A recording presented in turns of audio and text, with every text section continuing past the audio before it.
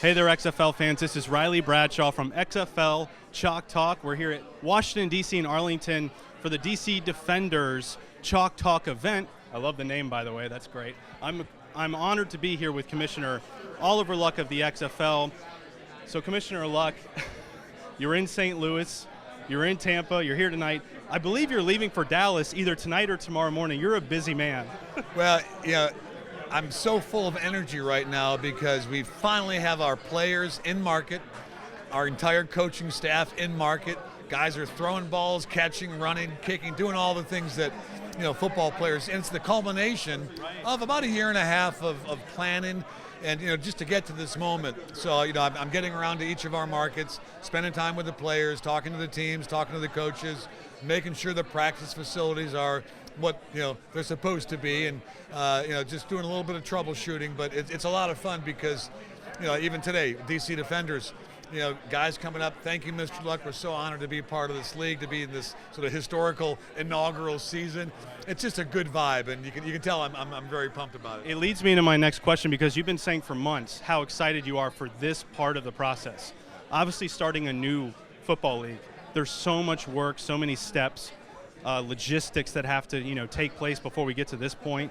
Fans love the uniforms, they love the new football, the logos, all that. That's great, but I know you personally, you're really excited about the players from the draft and now seeing the product actually on the field in XFL gear. That's got to be an awesome feeling. Well, I'm often asked, what's the most special part about building up this league from scratch? And there's a bunch of things that are really cool, but the best is giving guys an opportunity to play a game they love, right? And to earn a living doing it, right? And coaches as well. So that's just so gratifying. I mean, there's an unbelievable bond that exists between 60, 70 guys on a football team, between the coaching staff, men sort of, pursuing a common goal. There's just a good spirit amongst these teams. And I'm just glad that we've got people like Vince McMahon, who for the love of football is giving us some significant resources. We've got great partners like Fox and ABC to show these games. It's all starting to come together right now. That's just cool. Great atmosphere tonight here in DC. I'm sure they're doing these kind of events at every stop you're making. So from a fan engagement standpoint, how pleased are you to kind of see, along with the product on the field going on, but these fan engagement, community outreach type of events, and just seeing the fan excitement continue to rise as people start to learn about the XFL? It's a long process, obviously, because we're brand new. And, it takes folks a while to sort of, figure out, oh, there is an XFL, what is that? And when do they play? And is there a team in my town? And all that sort of stuff. But we want to listen to the fans, not just engage them, but really listen. So, as you know, from all the work you've done, we have created our gameplay, our fast-paced, up-tempo game. We have some of these innovations, and we did those because that's what fans told us they wanted to see. So, we not only want to engage with the fans, but we want to make sure that we're listening, that we're honest with ourselves, that we want to talk to folks. So these are good for us. These are very helpful to kind of get out here and these one-on-ones, and great crowd, great enthusiasm tonight. Yes, it's happening all across the country in our market, so that's good. The rule book is coming out within the next couple of weeks. I'm not going to ask you to spill everything that's in it, but for you personally, what is one rule that stands out to you that you think is really going to reimagine the game of football once we get to February? So there's a bunch of different things. The kickoff's a little bit different. The punt's different, obviously. You're from a double forward pass. But to me, the most consequential and the most significant is the 25-second clock, because that's going to affect every play, right? And that's really the key, I think, to us playing this fast-paced, up-tempo game. Less downtime, less time in the huddle, less time at the line of scrimmage, guys just moving. And we're telling our players, hey, guys, you're going to have better conditioning in our league than you had in any other football league, whether it's pro or college, because you'll be moving. Well, I was going to ask you, have you seen that in minicamp so far? That really playing effect? We already have. Our coaches know that it's going to take a little bit of time for players to adjust, so they're already on top of that, because we want to get the ball snapped, well within that 25-second, and still be giving quarterbacks a chance to audible and get into a better play depending on the defense. So I think that is going to be the most consequential and most significant, and as a result, that's what I'm most curious to see. So we're going right from mini camps, a couple weeks off for the holidays, and we're heading to training camp in Houston from a league perspective. Obviously a lot of stuff going on with the teams getting ready for the season. I'm assuming there's going to be some scrimmage type of things between the teams. From a league perspective, what is your goal coming out of training camp, or what do you hope to accomplish during that time while you're in Houston, preparing for, I guess, that last turn going into the season? Well, I think our joint training camp, all of our teams are in Houston for about 3 weeks. We'll be having joint practices, working against each other, the D.C. Defensive line playing against the Houston O-line or against the Dallas O-line. So it's a great way to sort of gauge yourself. Where are we, right? Startup league.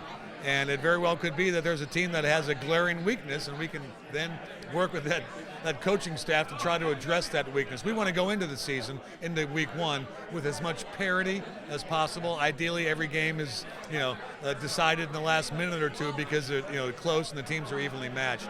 So that's one of the reasons why we're bringing all of our teams together, so we can keep an eyeball on what everybody's doing and make sure that if there is a glaring weakness or a rash of injuries at the tight end position or the outside linebacker position, that we can adjust and stock that up and really be ready to go week 1. And I'm guessing that this Team 9 that we've been hearing about, which is going to be kind of the waiver wire for the league, I guess that's going to come from a pool of players that, once cuts are made in camps, players will be approached for the opportunity to join Team 9. That's right. So we will have our cut down to the actual game roster size on the 22nd of January, and then those guys will go back to their markets and continue to train, obviously.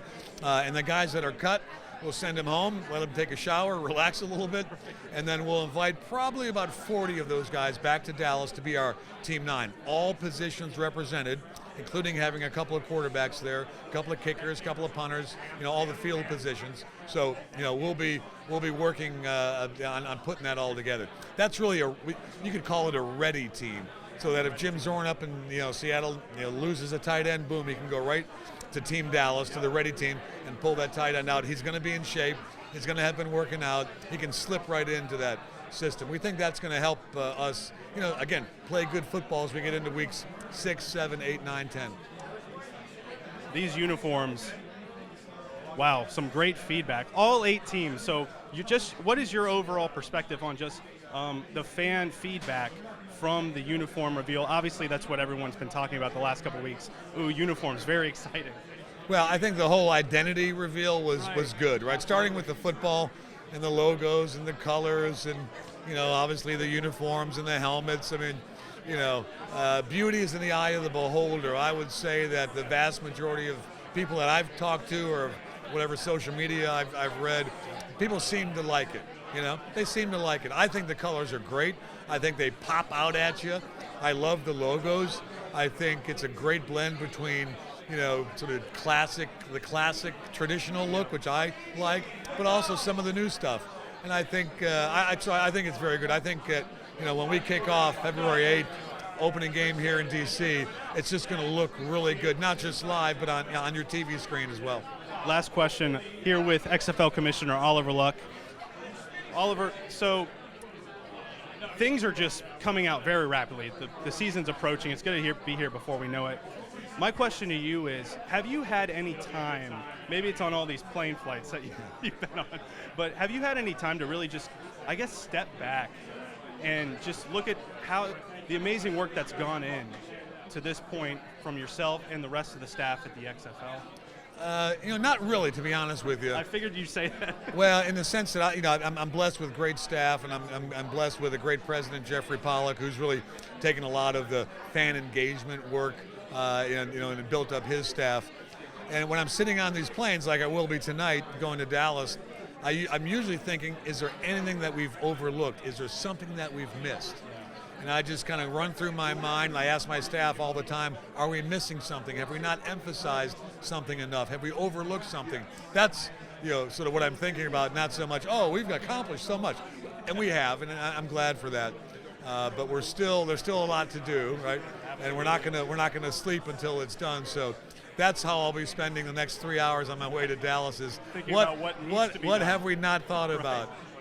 All right, well, you can get your tickets online, very affordable pricing. Super. XFL.com. Thank you so much, Commissioner, for joining us. Thank you for that video shout out on social media, by the way. We really appreciate that. You can check us out at XFL Chalk Talk on social media and XFLChalkTalk.com. Thank you again, Commissioner. Thank you, Riley. What's up, football fans? Visit XFLChalkTalk.com to get the latest analysis, discussions, interviews, and news from around the league.